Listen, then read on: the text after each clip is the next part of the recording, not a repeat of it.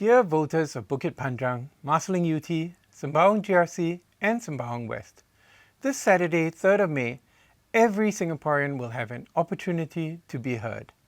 There are clear choices this election between two different visions of Singapore. The PAP appears determined to raise our GDP by increasing our population, both by attracting individuals who do not want to pay their fair share of taxes, as well as by exploiting low-wage migrant workers to drive down the wages of Singaporeans. In contrast, the Singapore Democratic Party has a vision of Singapore where everyone can thrive. It will not matter who you are, whether you're rich or poor, new citizen or old, able-bodied or disabled.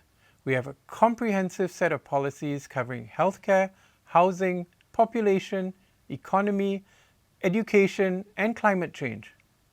Although there are only 11 SDP candidates standing for election, you can be assured that if elected, every one of us will raise these issues in Parliament to hold the government accountable.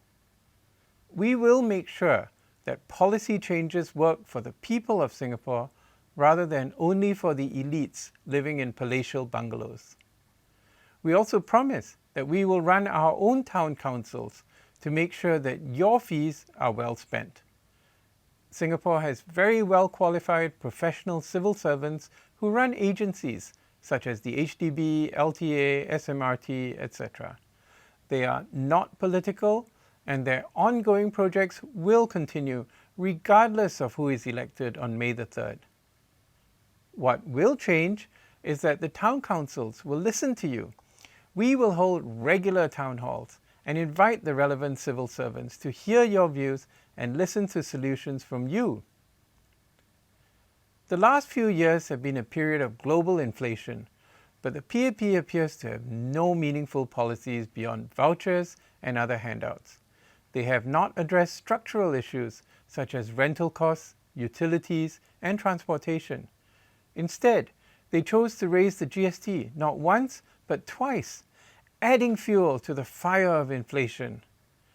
We have shown that GST can be reduced back to 7% without significantly affecting the projected budget surplus for fiscal year 2025.